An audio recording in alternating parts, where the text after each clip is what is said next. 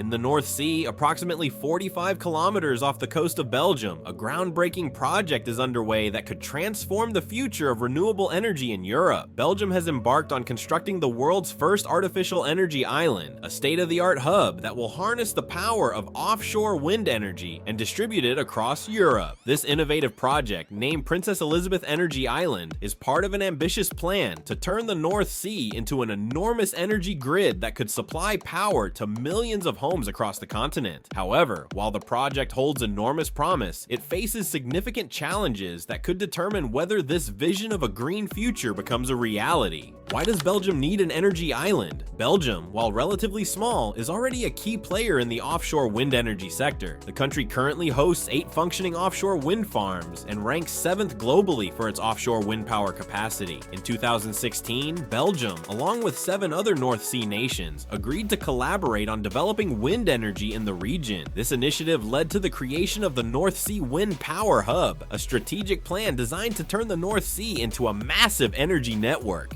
This hub-and-spoke model involves connecting offshore wind farms to power stations that facilitate the transmission of energy across borders. Even landlocked nations like Luxembourg are part of the plan, committing to purchasing energy from the North Sea's renewable resources. The goal is to reduce Europe's reliance on fossil fuels, meet carbon emission reduction targets set by the Paris Climate Agreement in 2015, and create a sustainable energy infrastructure. The urgency behind this plan escalated after Russia's invasion of Ukraine in 2022, which led to severe reductions in natural gas supplies to Europe. As a result, at the 2023 North Sea Summit, Belgium and its partners committed to quadrupling offshore wind energy production by 2030 and increasing it tenfold by 2050. However, achieving this ambitious goal requires not only thousands of new turbines, but also a reliable energy grid that enables countries to trade electricity efficiently. Enter the need for an energy island. Princess Elizabeth Energy Island. The Princess Elizabeth Energy Island is designed to serve as the central hub for this expanding wind energy network. It will connect to 3 new offshore wind farms in the Princess Elizabeth Zone, located southwest of Belgium's existing wind farms. This new zone promises to accommodate up to 3.5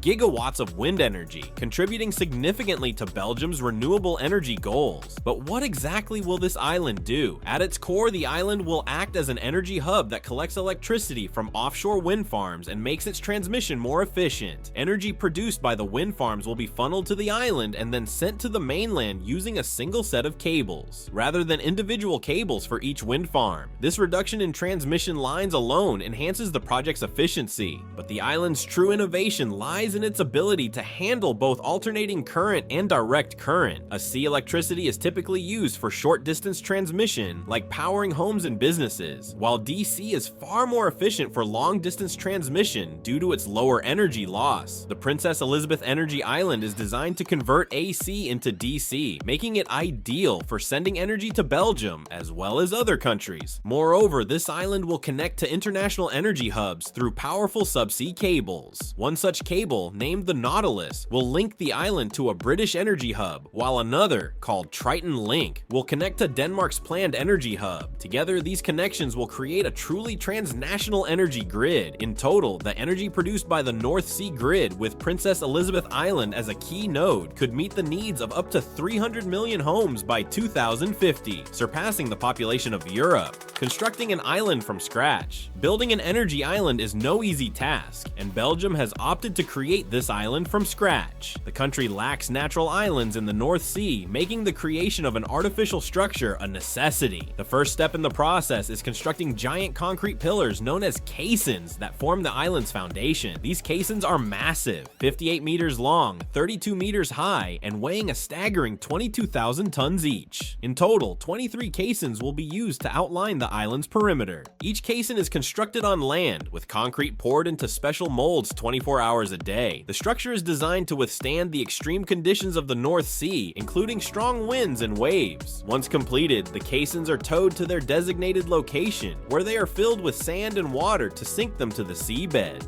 A high wall is then constructed around the island to protect it from the harsh sea conditions. Once the perimeter is established, the core of the island is filled with sand, around 3 million cubic meters to be exact. The sand is carefully compacted through a process called vibrillation, which involves injecting water into the sand and shaking it into place, ensuring the island's foundation is stable. After this, concrete plants will be installed to cover the surface of the island, completing the initial construction phase. The island will feature a small harbor and helipad, allowing for maintenance and monitoring. However, maintenance will also rely heavily on robot dogs, autonomous machines that will patrol the island, inspect facilities, and send real-time data back to the mainland. These robotic assistants have already been tested in offshore environments and are expected to play a significant role in keeping the island operational without the need for human staff. Environmental considerations and impact. Like any large-scale construction project, the creation of an energy island has raised environmental concerns. The construction process, while innovative, could impact marine ecosystems in the surrounding area. However, the developers of Princess Elizabeth Energy Island have taken steps to minimize the environmental footprint. For example, they are using ultra-low carbon cement to reduce the island's carbon emissions by 40%. Furthermore, the island is being designed with a nature-inclusive approach, aiming to enhance marine biodiversity around the artificial structure. Small ledges will be built along the seawall to attract certain species of seabirds, like the black-legged kittiwake, while artificial reefs will be placed around the island's corners to encourage the growth of marine life, such as shellfish. The developers will even build raised oyster beds to kickstart the growth of these artificial reefs. Although these efforts have been met with some skepticism from environmental groups who are concerned about the unknown impacts on local sea life and fisheries, the overall strategy aims to create a sustainable ecosystem around the island, benefiting both marine life and the long-term stability of the island itself.